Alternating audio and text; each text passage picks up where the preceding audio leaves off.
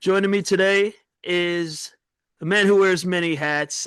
He is an executive for both the Jacksonville Jaguars and Fulham FC, and he is the founder, owner, president, chief executive officer, executive producer, and head booker, head of creative of All Elite Wrestling, the one and only Mr. Tony Khan. Thank you for taking the time to talk to me today, Tony. How are you? I'm very well. Thank you for having me on, Jason. It's great to see you. It's great to see you too. And AEW Dynasty will air live this Sunday on pay per view and HBO Max. I asked Darby this earlier this week, and I know you love talking wrestling, love talking AEW. So tell fans who haven't checked out the product yet what they can expect, given the track record and acclaim AEW pay per views have had. It's going to be a fantastic show. AEW Dynasty this Sunday on pay-per-view. You can watch it on HBO Max and all providers, cable, satellite, streaming worldwide. There's so many ways to buy AEW Dynasty, and it's going to be an awesome event.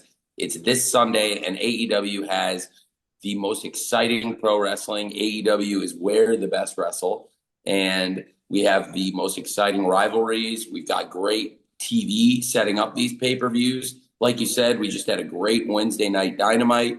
We were just talking about it before we were going live here, and I thought it was an awesome, awesome Wednesday night Dynamite this week. And now we've got a huge Saturday night Collision on TNT at 8 p.m., 7 p.m. Central Time, and it's going to be a great show. Also, we'll have a big countdown show, a lot of previews and videos looking forward to this huge pay-per-view. It's going to be an awesome event. You don't want to miss AEW Dynasty this Sunday. And before Dynasty this Sunday, check out AEW Collision this Saturday. There should be some awesome, awesome matches on that show, championship matches ahead of the big pay-per-view. You get a free preview of the action that you'll see on AEW Dynasty this weekend. I'm so excited for this massive card, huge world championship matches. And Kenny Omega versus MJF is a match I think that all AEW fans want to see for the world title. There are so many exciting things on the card. The rivalry between Jon Moxley and Will Ospreay is red hot. I can't wait for the Mox versus Ospreay match. And FTR versus Cope and Christian. Tekla versus Jamie Hayter. Darby Allin versus Andrade El Idolo. The show is stacked, and it's going to be an awesome event.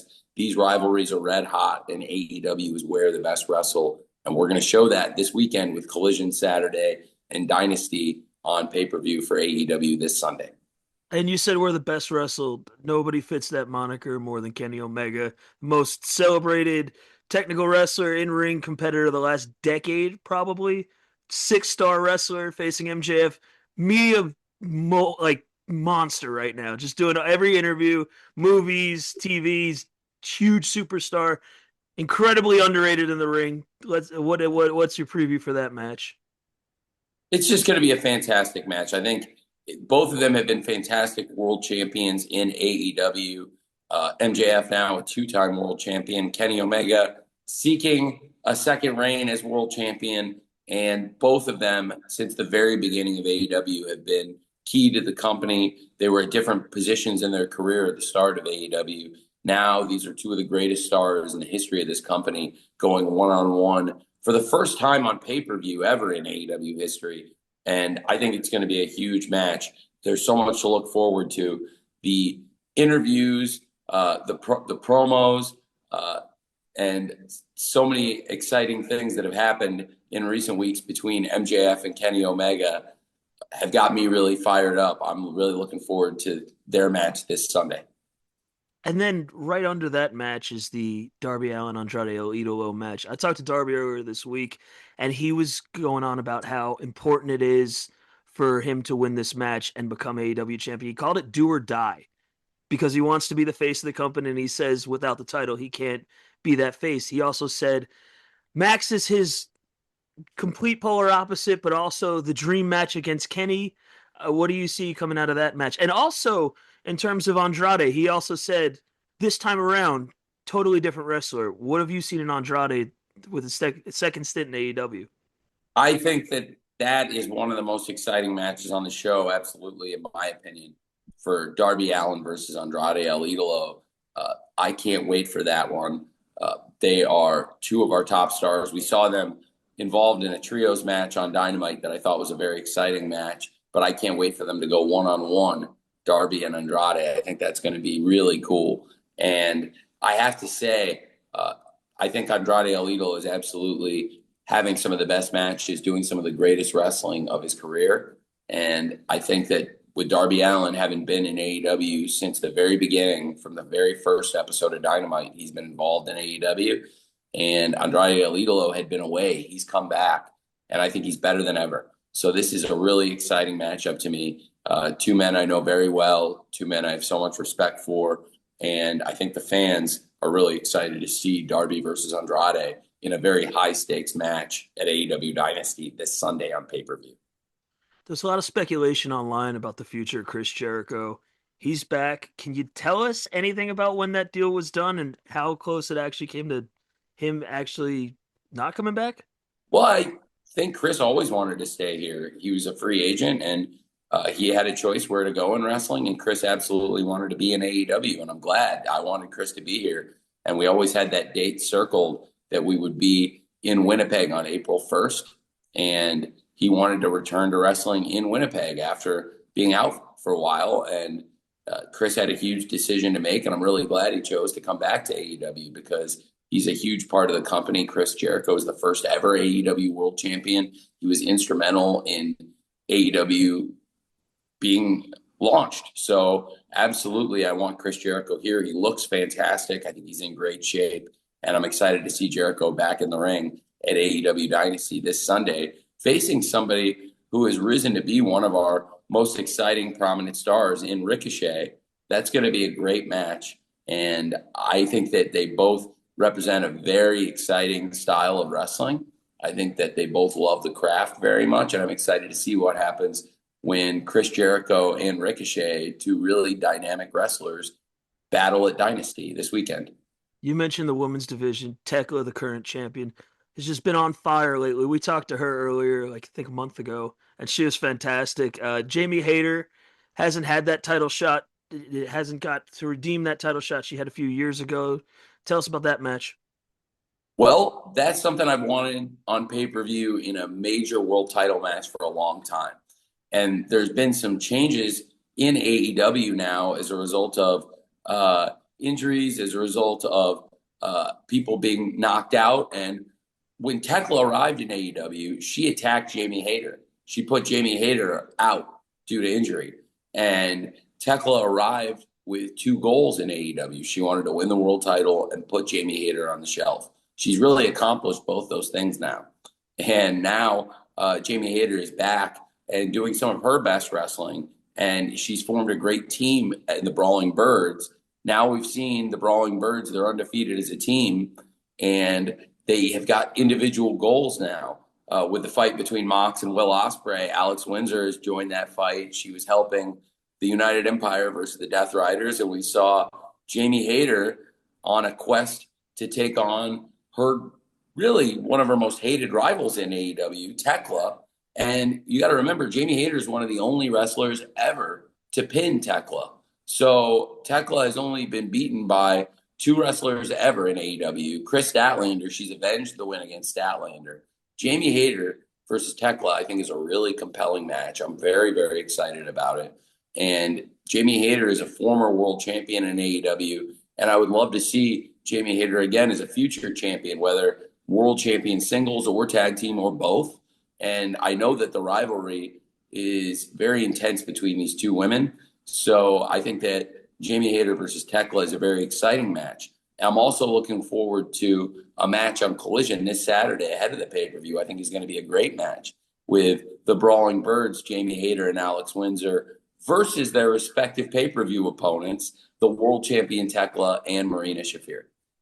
There's another woman who is suddenly beltless, Mercedes Moné. Any update on her status coming back? Yeah, I am very excited about Mercedes Moné. She's a huge part of AEW, and I'm very excited to have her back in AEW, hopefully soon. She's been traveling the world. She's wrestled all over. I think she's hit a rough spot in her wrestling career in terms of her championship aspirations. She held so many championships all over the world. And now uh, with Mercedes having traveled the world, she won all these championships, and now she's had some setbacks. I still think she's one of the top wrestlers on the planet, and I'm excited for her to return to AEW in 2026. Cage and Cole are facing FTR in Canada, home country advantage. It's a weird question because he does have a legendary career, but do you think Christian's the most underrated wrestler of all time? Because he is, in my opinion. I think as good as he is, he should have been this years ago. Well, it's all opinions. Yeah. I love Adam Copeland and Christian Cage as a team. I love Adam Copeland and Christian Cage as individuals. I think they're two of our top stars. Adam Copeland's arrival was a huge moment for AEW. Christian Cage has been with us for so many years now. Christian Cage now been in AEW for over 5 years. And it's all just opinions, but I completely agree with you. I think Christian Cage is the most underrated professional wrestler of all time. He would absolutely be one of my top 10 favorite wrestlers I've ever watched. He's somebody I get more excited to watch the wrestling matches of than probably just about anyone in the world. And it's all just personal opinions. But yes, I love Christian Cage very much, and I agree with you. I think he's the most underrated pro wrestler ever. Tommaso Ciampa debuted a couple months ago.